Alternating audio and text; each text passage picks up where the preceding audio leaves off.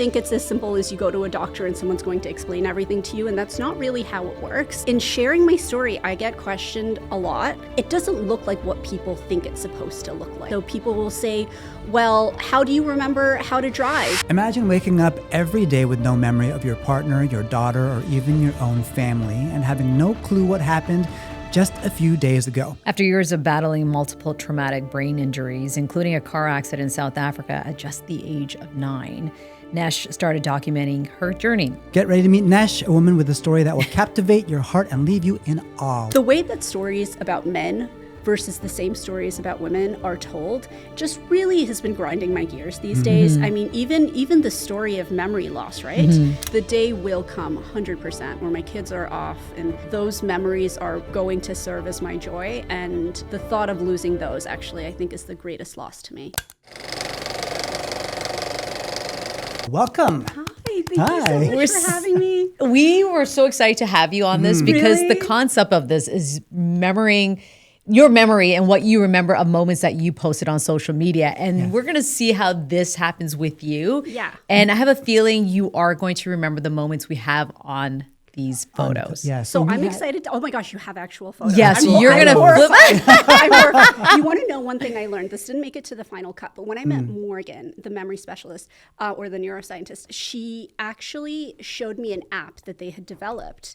And it's to help people with memory impairment, and I use it. It's called Hippo Camera. And it's little short video clips that you take every day because it becomes a trigger for your memory. And if you're triggering your memory in that way every day with the repetition, it can help certain memories stick. So in a weird way, by making TikToks, unknowingly, I was helping my memory. It's like brain training. Yeah, It's like exactly. working That's out for your exactly brain. training. Yeah. What is the craziest thing you learned about the way the brain works and about the way memory works over this journey? Oh my gosh. I mean, I've just had to learn so much because I don't understand it, right? Like in sharing my journey, I'm just saying, hey, this is what's happened to me. But, people think it's as simple as you go to a doctor and someone's going to explain everything to you. And that's not really how it works. It was really when I spoke to Morgan and I got really in depth, like you see the guy with the office and the papers and in the ways I described it. And she said, based on my descriptions, she had already guessed what was wrong with my brain. And she said, the only way you would know this is if you had been sitting in memory lectures because this is so detailed. And so in sharing my story, I get questioned a lot because it doesn't look like what people think it's supposed to look like. Like I look fine, a lot of the time. And so I then have to go doing the searching myself, right, to find the answer. So people will say, well, how do you remember how to drive? But you don't remember this. Certain things, and then I go and I look it up and I'm like, oh, it's because, I'm doing the research myself. I'm like, it's because a skill set is stored in this part of the brain and episodic memory is here. And if I look at my scans, this is what it is. So it's like a lot of putting puzzle pieces together myself. I think that's been the biggest and most disappointing thing I've learned is just how little we know about the brain. How far you watch the shows, you watch 50 First Dates, there's the scan and a doctor looking and giving this in-depth explanation. That doesn't happen. It's a lot more like, oh yeah, there's definitely something and like, oh, that sucks, but we don't know why. And there's not a lot of exploration or imaging that we can do with the brain. I think that we're decades, a century away from really being able to fix issues with the brain. And that was surprising and of course disappointing. But it is what it is. And Nesh, first thing first, how are you coping today? I'm doing all right, I think. Yeah, I mean, today is a good day. I'm here with both of you. It varies. I think overall, I've started to notice some improvements in my memory. So I'm actually really looking forward to getting my brain scanned by Morgan again. Some of what we found is irreversible. But specifically, I'm wondering if those neural pathways are working better because I can remember my postal code, which is such a silly thing. But for the past 3 years, anytime I needed my postal code, I would have to Google my address and find the postal code. And like 3 weeks ago, just a random day, my postal code was in my brain. And do you remember it now? I can remember it now. I'm not telling you. You want to come over for lunch? M6N. Yeah. What's your address?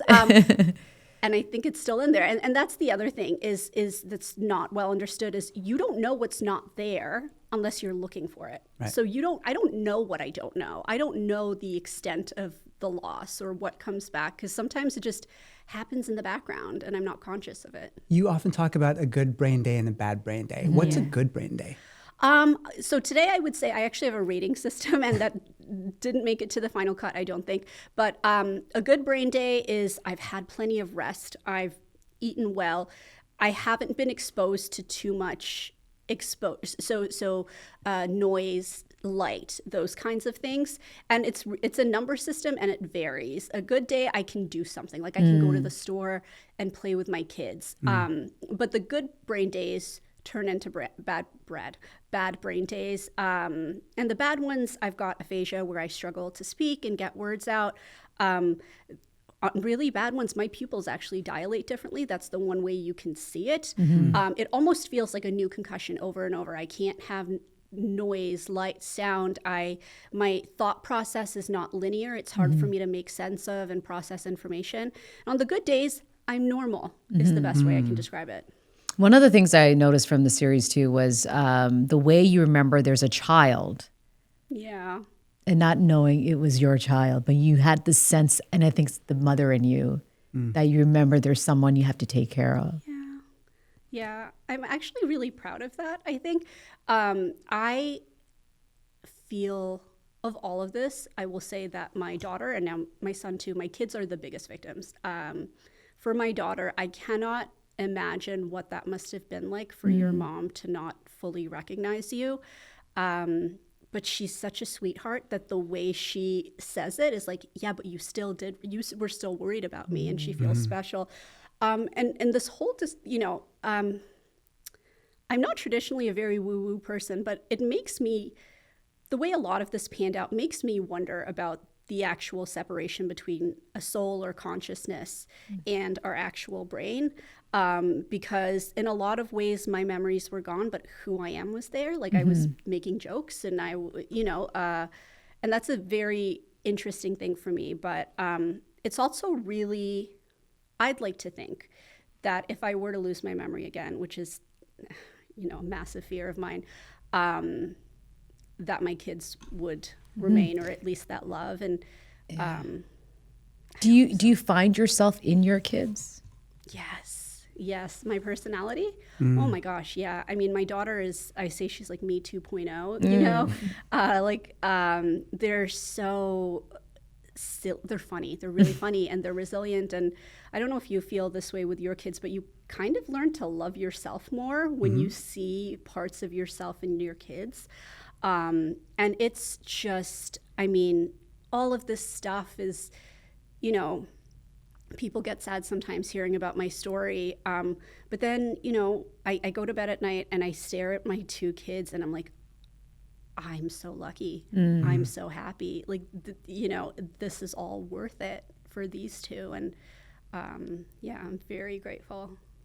So we, like Sangeeta said, we are really interested in seeing how the photos that are in front of you will trigger memories for you or stories from your life. I mean, we would love to get started. So if you want to go ahead and pick one. I'm going to preface this by saying sometimes when I'm getting memories back to me, I like to say I sound like a psychic, where I love it. Yeah, because it's like I'm not I'm conjuring it. I'm like I'm feeling a red dress. Like there was something about this. So just to preface I love it. this, I think we found ones that she will. I think so. Yeah. Actually, you know what? Before we start with, I'm going to start with your first photo. Yes, you're right. That's oh my right. gosh. So we went back into your. Do you have any idea what your first post was? On Instagram? I mean. Okay, no. Okay. I have no idea. Oh, Tila. Yeah, I don't remember where I took that or when. Yeah. That's my dog Tila. And actually at the end of the film, there's a note to Tila, and she's in a couple of shots. She passed away after we filmed, but she was my puppy from the time I was in college. When did you film? Sweetheart. We filmed, this is me trying to retrieve memories. Nope. From while I was pregnant to Caleb being a few months old, and he just turned 1. So Okay. do the math backwards. Sorry. I Yeah, know that's it's a good. simple question. So that was 1995. Yeah. Oh, you challenge her with math. She's like, here we go. Yeah, It's you're done. like, if you carry the 4. Well, this particular photo was from 2012. 2012. 2012. So like beginning stages of people sort of posting on Instagram, trying to figure out what it was, what it meant. Do you have any, because you've spent a lot of your life, and especially recently, like sharing on social media, do you have any sort of recollection of when Instagram started and people started really sharing that stuff, what you wanted to do? I remember when Facebook was the thing and you needed a college email address to have one. Do you remember this? Yeah. And I was in high school, so I couldn't have one immediately. So I was excited when I could get Is one. that true? I didn't know That's that. true, because it was a college It was thing just at for first. college. I did not Yeah. know that. Okay, Yeah. well, I just learned Yeah. something new today. And then I think that other platforms I got when I was in grad school for journalism, and social media was just starting to be recognized as a tool in journalism. So I believe that was when I got other platforms, because I had to, and I had to learn how to use them. And your puppy, dogs in general, or pets in general, they know who you are. Yeah. They can sense you from a mile away. Yeah. I mean, it must be nice. Did you ever see your dog and go, well, who are you? Or was it you knew that he belonged to you? I knew that she belonged to me. No, I don't think I ever questioned her. The other thing is, like, unless it's on video, I'm not going to remember from that period. As far as I know, I don't think I had that experience. However, I do have a funny dog story. In this, like, losing my memory, messaged my friend from high school who I had not spoken to in years. And because I thought I was in high school still, I messaged her and said, like, hey, do you want to take Muffin and Penny for a walk? That's her dog and my dog, and that's what we used to do when we lived in the same neighborhood. And so she knew something was wrong and messaged my sisters. But yeah, Muffin and Penny have been dead for years. And then I had to learn that. I had to learn a lot of stuff I didn't want to learn, actually, about my life. Yeah. There's a recurring, phrase about being 17. And I thought I was 17. What do you think it was about that particular time in your life that was your anchor point? I honestly couldn't tell you. And I will say, in looking at some of the videos, it wasn't consistent. Like, at one point I said it was 1990 something. But there was I wonder if it's because that was the last time I lived at home, right? Before I went away to college. There's something about 17 about that triggers you to say it over and over. So yeah, I don't know what that is exactly, but I mean, when asked, I thought I was going to my high school, Bethlehem, and I thought, I don't know. I think maybe, that's the only thing I can really think is maybe it's because that's the last time I wasn't independent. Right. was it fun being 17? It was horrifying. Like, no, wait. Like, was it when a I was good really, time? Maybe when that's was, the trigger. It's like, I used to really party. 17, Or 17 again. I was a Right. sad sack 17-year-old. I was like, my friends were Harry Potter, Hermione Granger. No, I mean, I had a good time at 17, but I don't think it was life-changing. It was just 17. Just 17. What was horrifying, though, is that at this period when my memory was resetting often, I can't remember for how long, but for a period of days and days, maybe weeks, I don't know. Every time I would go to get showered and dressed, like, I mean, I've had a child, right? So I would look in the mirror and look at my naked body, and then I would freak out because everything's lower than it's supposed to be. And then I would curl up in a ball and cry when I was told, like, I'm in my 30s. Because when you think you're 17, you hear you're in your 30s, you think your life is over, right? 30 something sounds really old. And so I would have this breakdown every single day after looking at myself naked. So I'm curious, when you had the baby, do you remember those moments, being in labor and actually delivering? Yeah. I don't know what I remember. It's hard to know what I remember versus what are pictures and videos I remember seeing. Like, what is the difference? I don't know. I guess the emotions of it, right? The emotions I remember. Yeah, emotions you do. Stick Okay. a lot more. Yeah. I remember looking at her and being like, oh my God, babies look a little funny. I was like, that came from me. I had preeclampsia with my daughter. It was a traumatic birth. And so I remember, I guess, the trauma, the uncertainty of it. But interesting thing, when I went back to my midwife and OB for having Caleb, they were all shocked that I came back. And I think it's because I had forgotten how bad it was that first pregnancy. So no one expected me to do it again. Yeah. And then memory loss set in. And then I was like, this do should it be again. easy. Yeah. And do you remember any of it from the second one? This is a good question, because unless someone asks me, I don't know what I remember. I think most of what I remember is what's in the doc. In the doc. Yeah, okay. Whatever we've got footage of, like that footage of Caleb being born and me crying. I remember that, but I think I'm just remembering the video. I don't think I'm remembering. Do you remember the breastfeeding for the first time? Because that's a sensation a lot of mothers do remember in an emotional way. Again, I remember the video of him going onto my breast. I remember being amazed that he lifted his head up right away. Okay. I remember, again, I joke about it, thinking he was the most beautiful thing I'd ever seen. And then I look back and I'm like, what is it with newborn babies? We're like, I got to take you home. No, I'm kidding. No, it is. I wish more mothers would talk about this. Because it's shocking, because you're always told like how perfect they are when they're born. And they are. Yeah. Because there's the hormones, but then you're like, so, I mean, I think I remember the feelings more than the actual things. Yeah.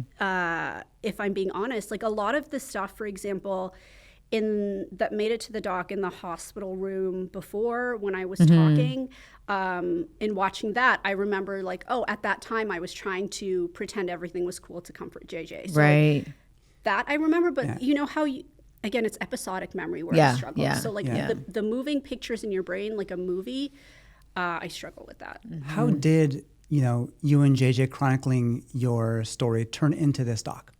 It's a great question. So I was approached by a producer who saw one of our articles and thought that, it was really valuable and he wanted to shop it around. And I thought, like, nothing's going to come of this. Cool, do what you want. And, something came from it. We connected with Peacock Alley, which is a female-owned production company. And I was hesitant because this is a very personal story. And I wouldn't put it in the hands of people I don't trust. But I have to say I've been really lucky in having just everyone who's touched this genuinely cares about it. Everyone's got a story of TBI, concussion, and they've all taken personal care, and I'm really grateful for that. Maybe we start with the photos. Let's start with the photos, yeah. Okay, let's do it. Pick whichever one you like. Okay, go with the middle. Aw, this is, okay. What's this one? So, I know this is my niece. Oh, that's your niece. That's my niece. That's your niece. Yeah, that's my niece. I don't know when it was taken. This is how I do it too. It's like detective work almost. Right. It's like, so context, she's much younger, and now she's, I think, in her early teens, I think. So this would have been a while ago. And that's all I've got for you. That's right. So how does family play into this? Your sisters, your niece, and in terms of helping you kind of remember the past? I mean, they've pictures and videos help a ton. Family and just my close network, it really goes one of two ways. Right. It's sort of the immediacy of it and the drama of it is really engaging, and everyone's like on board, hands on deck. But the thing is, this is a lifelong thing for me, and everyone has their own life that they need to get back to. I would say in my family, my parents have been my ride or die. I don't know, I mean, they live with me now. I don't know how I would do any of this without my parents. You see it in the doc when my mom gets really emotional when she sees the scans. And I think that's partly because they were dismissive after my car accident when I was 9, right? Because, they thought I was behaving poorly. I started to lash out and they didn't understand there was something happening in my brain. So I think they carry guilt, which I hope they stop carrying that guilt, because everything I am is from having those parents. And if I can be half as good of a mom as my mom is, then yeah. But they've really kind of molded their lives these days around being able to support me and support the kids. And it's a joy, and I'm so grateful. How has, them living with you, you all going through this together, how has your relationship evolved from before you lost your memory to now? Do you guys talk the same way, or do you talk more? Oh yeah, that's a great question. Let me think. When I lost my memory, again, I'm doing the detective work. I lived in a condo downtown. My life was completely different. So my relationship with my parents was like the obligatory calls, once, twice a week.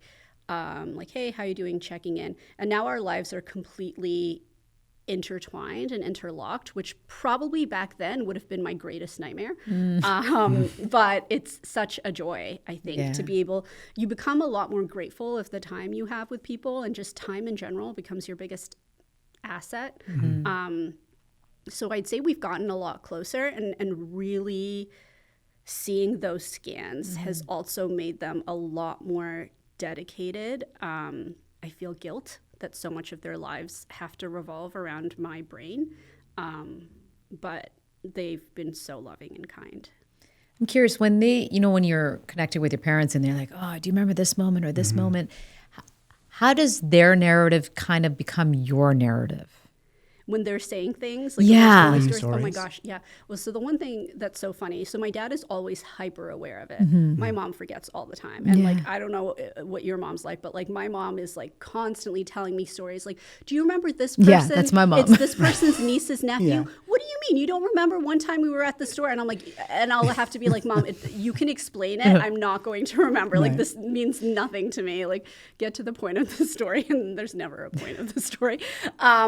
So, I mean, it has become a thing we laugh at. It really has. And they're, I've always been really self-assured in my perception of things. And sometimes parents have different perceptions than we do. Because I can remember feelings more than actual memories, I'll hold my ground. But a lot of times we just kind of, I don't know, both my parents and I have grown up a lot in that we like accept each other's experiences of things as being different. Yeah. And that's okay. Actually, that's one of the photos is of your mom. So I'm just going to turn it over. I think it's this one. Oh, no. That's not that one. Let's see. Yeah. Aww. Ride or die. Isn't she so cute? Is she?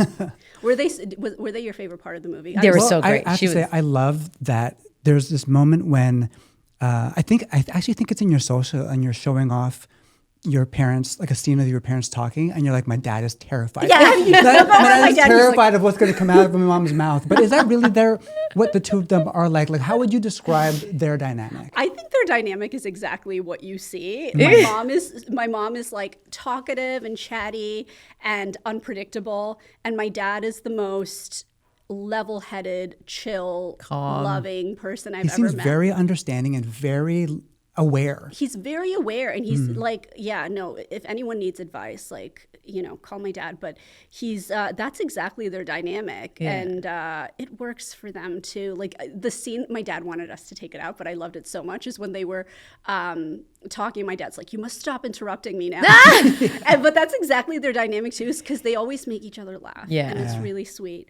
This is my mom.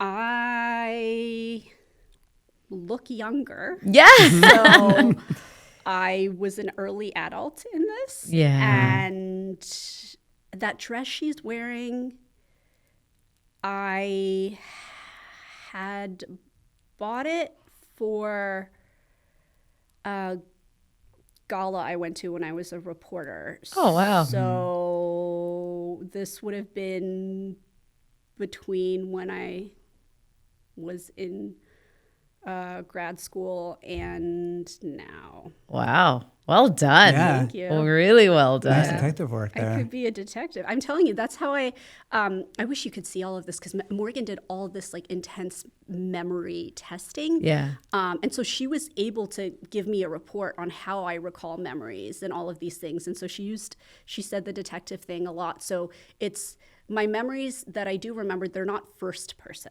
Right. It's not like they happened to me. And that also messes with your sense of self. That's a whole other part of this is, but it's again, it's like, well, it would have been this time of year. And And when you look at that, I mean, she's the grandmother of your kids. I know. That must be She's special to great. see that. Yeah, she's so. Here's the thing about my parents. I'm just gonna gush about my parents all the time. Yeah. I feel like in a lot of people, especially as you get older, it becomes harder to grow and change. But in my parents, I've seen them gain an openness to challenging their own opinions, their own beliefs. And I mean, everyone in my family, we're so stubborn. We're a very stubborn family. And so being able to see them doing that is really wonderful. And she's so great with my son. Yeah. Like he loves it. He's with her right How old now. is your son now? He just turned a year. Wow. I know his Congrats. birthday party was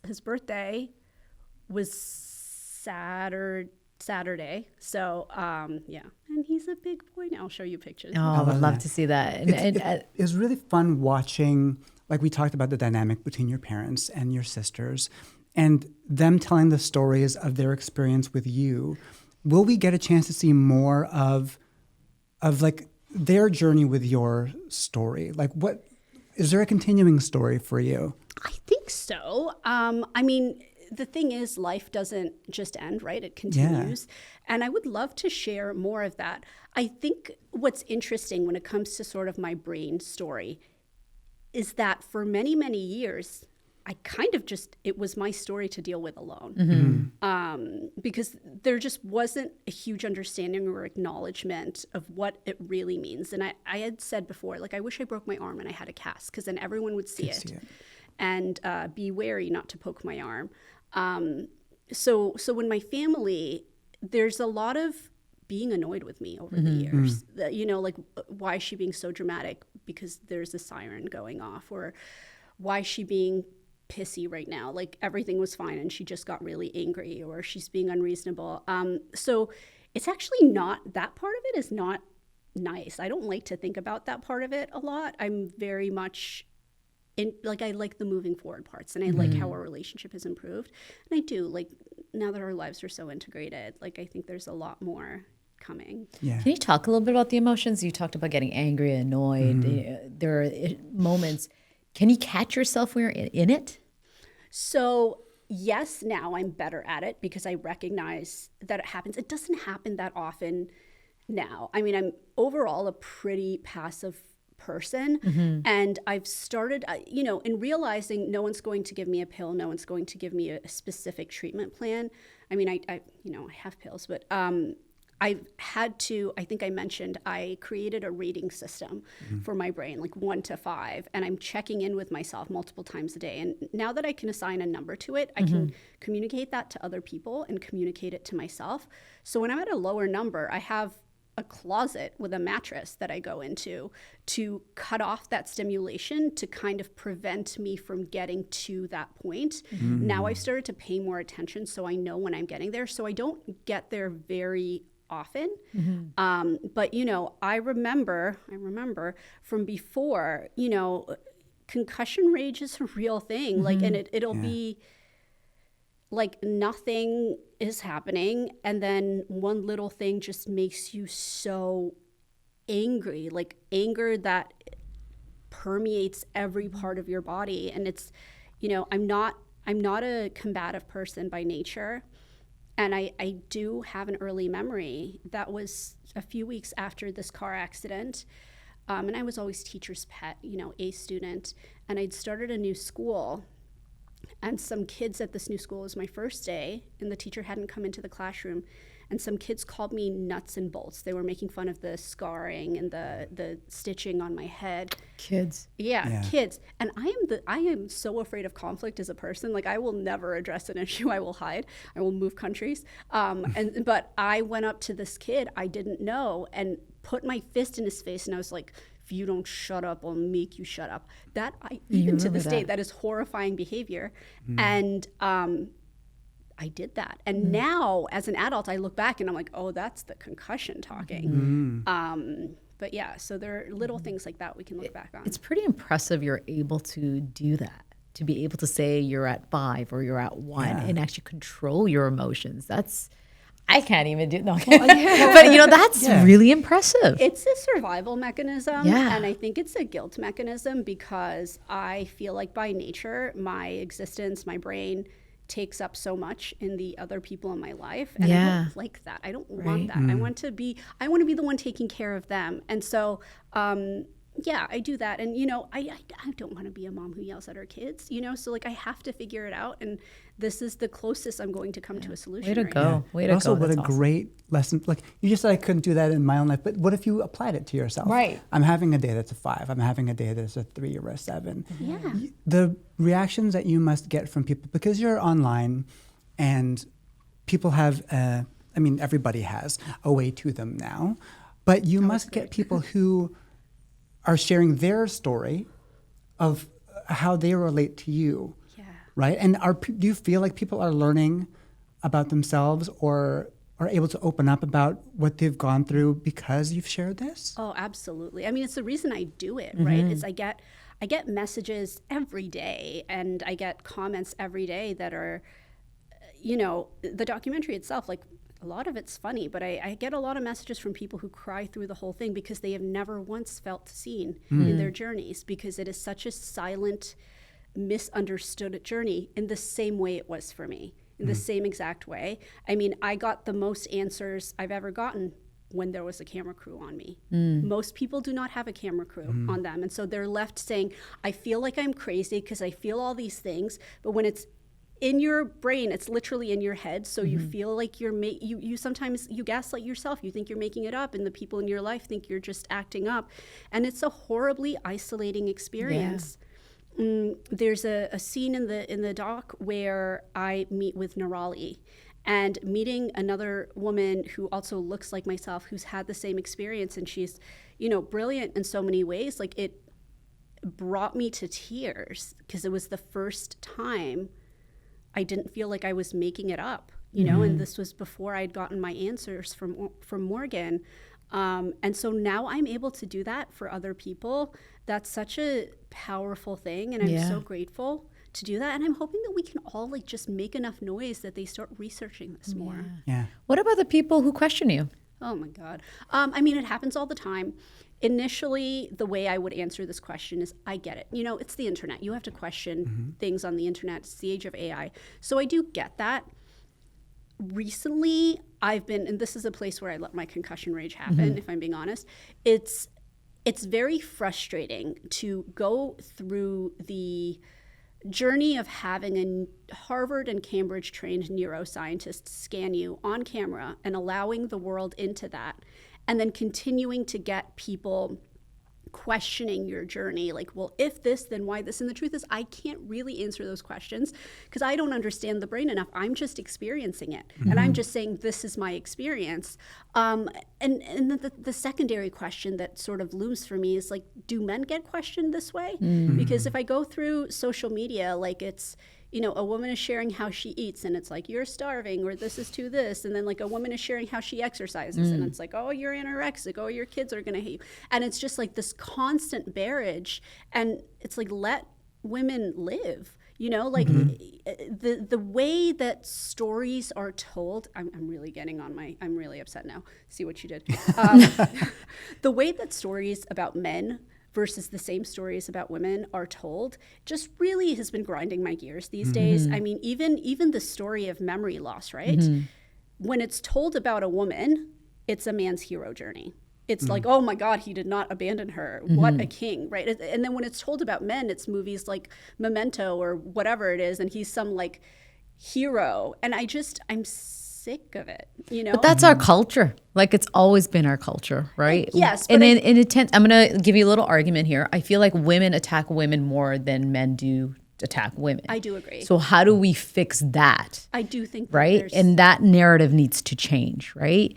But I think that's the culture that I deal with every single day when I'm on social media. And how do you not let it get to you, right? That's ultimately what you have to do at the end of the day, right? So I block. You block. I block. Start blocking. Yeah, no, I'm like, this negativity doesn't need to be in my life. You get to control your own space. I think that's really fair. I think that, I do feel like I've proven what I can. And I mean, we had 300 hours of footage for a 2-hour series. Like there's most of my documentation and all of the things, and of course Amazon did their due diligence, like, you know, it's all there. But people also feel like they have a right to every doctor's appointment, every doctor's note, everything I've ever done. I'm not even a famous person, like I'm just like somebody's mom, you know. And it's exhausting. I think that specifically on the topic of TBI or invisible illness, I would love it if we focused less on making people feel like they have to prove the symptoms they say they're experiencing. Right. A doctor's office is not a court of law. Your word that a symptom is happening is enough to warrant further investigation. Yeah. Well said. No, well agreed. said. That's well said. Yeah, 100%. Thank you so much. And I think that that's why we have so many gaps in healthcare and gaps in research, is because women especially, like, we have to prove that we're feeling it. We have to prove our pain is real. And like, I don't know where this comes from, that we're doing things for attention. Like we don't, like, you know, with the thing with the hospital I was in, like hanging out in an emergency room for attention. Like, are you kidding? This place sucks. Yeah. Like, Yeah. nobody would do that. And I don't know. You're right. It is our culture, but I'm very stubborn and I don't want to accept it. I don't want this to be the culture my daughter is raised into. And so even if it makes me like incredibly unlikable and irritating, I'm willing to be unlikable and irritating to change the status quo for my daughter. Because don't wait for her to do it, because she's not going to be as nice as I am. She's not going to, And our last one, this one, Do you want to pick it up? was it this one? At the very end there. Okay, of course. Oh, yes. I know what this is. This is our movie poster. Yeah. I remember way more about this day. So this was a few months ago. JJ had moved to Austria by this point, actually. So he lives in Austria now, and flew back just for a day so that we could do this shoot. And it was, I had a fantastic team, and the photographer, Matt Barnes, was really great, but it was actually a little bit awkward doing a movie poster that looks and feels like a rom-com when our relationship had actually ended. So you're not talking to him at this point in this photo? Yeah. In this photo, we were talking, I think, but it was just a very confusing time. I didn't actually know what was happening or what the relationship or co-parenting or anything would look like. So it's like the worst time to put on heels and go a loving photo shoot. Because he's a big part of the documentary, right? He was a big part of your life. He was a big part of taking care of you. And that's what we saw. Yeah. But things were not that great the last 6 months. So it is, I talk about this in the documentary, is this concept of trust, right? Because I have these gaps in my memory, in what I know to be true, everyone who's close to me in that inner circle needs to be trusted 100%, because I really can be taken advantage of quite easily. I can be manipulated easily, whatever it is. So I have to make sure there's 100% trust there. There were some actions that were taken that put that trust and faith into question for me, in terms of whether I could continue to consider, because JJ was my safest space. So everything you see on camera, I mean, I was ride or die in love with this man. And it was very quick, where it was, having to question that trust really put, everything I built after losing my memory was like a new reality, basically. So I had to put this whole reality, which was all I knew, into question. And a day later, he made the decision to leave the country, which, you can't kidnap someone and keep them. And so since then, I've been just focusing on being the best mom I can be. And I'm grateful to be able to do that. What is the idea of being in love again, romantic love again, mean to you now? Again, after JJ? I don't think I'm even at a point where I can think about it. I will say, again, I really did believe we had that sort of love I didn't think existed. And it was really nice. It was really a beautiful feeling for me. If that feeling found me again, great. I'm not going to fight it. I have way too much going on right now to go looking for that feeling. So like it's funny because of the whole Uber thing, but I joke like, unless like I happen to fall in love with my DoorDash driver, but right now my focus, my love, I have 2 young kids, you know, and they need me and they need me to be okay. And so that's my major focus. And I'm so grateful. I'm grateful to JJ. I have Caleb. I'm grateful to everyone who is a part of this experience. And, you know, I think that we have to accept that some people exist in your life for just a season, and you can't fight that. Do you remember his love during that period? Do I remember JJ's love?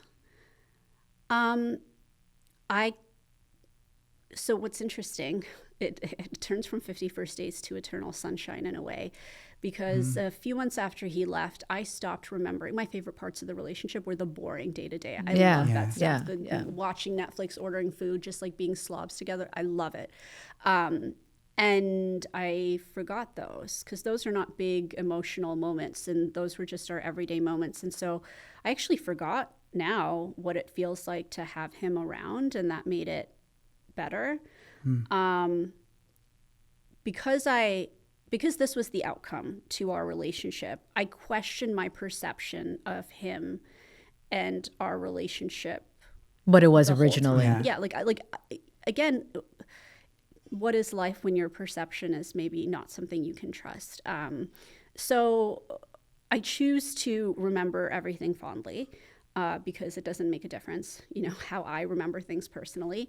But do I really remember? I don't. And, you know, that's sort of the sad part of it, but it makes it easier. It makes it easier. If you're heartbroken, hit your head. 10 out of 10 recommend. No, I'm kidding. But yeah, isn't that bizarre? I never thought I would be discussing how memory loss affects heartbreak. Yeah. Do you feel joy now? Yes, I do. I feel more joy. When JJ left, I didn't think I would ever feel joy again. It was watching the doc. There's a line where I say, I'm more afraid of doing this to another child, like because I've been divorced, than I am of losing my memory again. And I really, really meant that. And so when he left, it was very hard for my brain to make sense of the changes. The sudden, rapid, massive changes did not make sense. I couldn't compute it. And that was, I would say, easily the toughest thing that's ever happened in my life. And then I started to forget a little bit what I was missing. And now that pain is sort of dulled. And now I feel so much joy when I look at my kids. And I don't watch the doc a lot. I watched the first time. I had to watch it in pieces. And then don't tell Amazon, but I streamed it a few times just in the background without actually watching it, trying to boost those numbers. It's hard to watch yourself, right? Get those numbers up, man. Yeah. I mean, it's hard to watch yourself. Yeah. Listen to this. Like I can think of no worse breakup, right? First of all, the thing ends. I'm wearing a Dean doll, and I'm on a heart-shaped road crying about how much I love him. And I know that the whole world is watching this, but we're not even together anymore. Yeah. And then I have to do press, and for a little while, like I didn't want to ruin that for the viewers, so I didn't talk about it for a while. And so, I mean, it was comically bad. Like at that point, it was just joyful because it was so ridiculously funny. Yeah. But the things that you got to do for media, right? That you got to go through to make sure the story is told. Yeah. You know, so when my wife and I were watching this, we were thinking about the idea of when you are afraid of losing your memory, you're afraid of losing your own stories and of feeling the joy that you felt in certain moments. Now, at the beginning for this, we were talking about your brain training and how things are getting better, gradually getting better. Yeah. How does that joy clock for you now? And can you recall it, feel it, without going to a video about, say, a time with you and your children or a time with you and your parents? That's a good question. So can I register joy from the past without looking at a video? Oh, these are such good questions that I haven't even thought about. I think so. So I'm thinking of, graduating grad school. I think I can remember feeling really proud and relieved and joyful. So yes, I can. Yeah. But I have to go in and I have to try. It doesn't happen automatically. Sometimes I get, again, my favorite moments in life are those really boring moments where nothing's really happening and you just look at your kids and you're like, oh, this is happiness. This is everything. And I've had a few moments where I'm in one of those moments, but because nothing's happening, I know there's a good chance I won't remember it. There's no picture, there's no video, like we're just together. And that's actually where I get really sad, is where, because like the day will come 100% where my kids are off and those memories are going to serve as my joy. And the thought of losing those actually, I think, is the greatest loss to me. Have I answered any of your questions? You did, Yes, yeah. absolutely. You even said a moment that you remembered, for right? sure. So that's great. I don't know if my words are making sense either. Like, because my thoughts are not always linear, I have no idea if any To of be what fair, I'm saying I never know if I'm making makes sense Okay, either. cool. So we're yeah. just saying words and hoping they string together to make a sentence. He talked about a few times where he said, I just like a boring day watching Netflix or Amazon or, what is the perfect night for you? What's a day that you just look forward to? Oh my gosh. Okay, so perfect day would be having both my kids home. Let's see. And let me think. This is a good thing. This is a good question. I think it's having both my kids home and we watch a really nice movie together. My daughter does her Kumon without fighting me on it. Good luck with that. Yeah. Nice. And then they both take baths and showers without fighting me on it. And then we have time to watch something and they fall asleep in my arms at a reasonable hour. And then I get to eat snacks in bed and eat and watch like The Office. Wow. That's how you know you're a parent. That when you describe like It's just a life, an happening. evening where I don't have to battle you about taking a bath and I can go to bed. That's real parent life. When my children are fighting with me. But yeah, I mean, I know, and I think to myself, I'm like, is it anti-feminist that I'm so obsessed with my kids? But I'm No, like, your kids are your soul. That's what I'm hearing they from you. are. Oh my God. And they're just, I know that at some point I'm going to have to like get a hobby because they're going to want to have lives of their own and I don't want to put pressure on them. Yeah. But right now they are my hobby. Enjoy it all. Yeah, enjoy it. They grow up so quickly. How old are yours? Oh, good. Yours are- 18. She's off to university. Yeah. Yeah. I know. When It's does she go? September. I want to cry for you. I know. It's hard. It's hard. She's leaving in September. Oh so my gosh. And Yeah. how far away will she be? Like 3.5 hours away. Oh my gosh. Queen's University, and then my little one's 15. So I have one, and I'm gonna hold on to her my very gosh, tight. yeah, That's what I'm she's not- saying. she's not going Enjoy your anywhere. time. Yeah, But you're she's gonna not let going let one move out, and you're not gonna let the other one move No, out. God, no. Right. I joke with my daughter I'm going to be her college roommate. Like, I just happen to I'm want We've following told, you. We've told our kids too. My wife and I have told our kids like, wherever you decide to go to school, we will go rent an apartment. Yeah, we'll like be 10 there. minutes Don't down the worry street. about us. Yeah, same deal. The thing is, I remember being a kid and being horrified about that process. Yeah, it's tough. It's tough. I do remember this when I went away to college. Now I can't remember if I was there or I was told, but I know it was really hard on my parents, especially my dad, because it's like you're never fully going to live home. Okay, I'm sorry. Yeah, I'm yeah. sorry. I'm sorry. I know. Oh. The stats, I hate saying these stats, but you spend 75% of your time with your kids by the age of 12 and 92 by the age of 18. So guys, Yeah. you got younger ones, just enjoy Hold it. them tight. What's Hold the them best tight. way to manipulate them? I'm talking Grey Gardens. Like, let's go. Yeah, you just got to remember you raised incredible kids that can do it on their own. So you got to remember that. I know it's hard to say, I but always say if you do it right, they're not going to need you. yes, Sucks. exactly. It sucks. Yeah. I'm gonna So then do it a little wrong. bit wrong. I'll do it wrong. Do it like a little bit wrong. Yeah, They just make still sure need you're just you. broken and Just tell her not to go to Kumon anymore. So people can stream the doc now. Will we be able to stream more in the future? That's a great question. I'm hoping so. I mean, I'd definitely be open to it.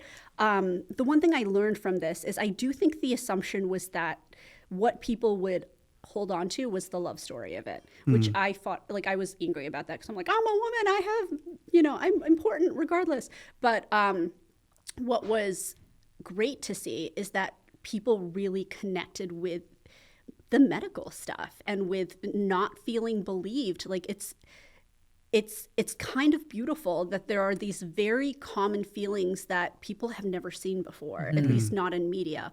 And so let's get people to see more of those things. I would love I'm that. sure we will. We will. Yeah. And continue doing your TikTok videos. They're so informative and really appreciate all Do of you guys the. follow me on TikTok? I do. I started watching all your videos yesterday or the day before, Yeah. and we gonna were going follow through it. And you should go back to your old videos, like really old videos I am in 2020. embarrassed. No, 'cause you should. My videos go from like when I was, I think like fairly newly divorced. Like it going back in your Yeah, social March media is- 20th, 2020 was, I think, your first post on TikTok. Yeah. Something like that. The But fact that you remember. She'll guide you through it. Give her a shout, so she'll this guide is the you through video it. you you'll want to talk me watch. through it. But congratulations on this series. Yeah. Sharing your story and this series. I think it's going to help, like you said, a lot of people. And thanks for being so open with your journey. I know it's going to help. Thank you so much. Yeah, I thank you. appreciate it. Yeah. Thanks.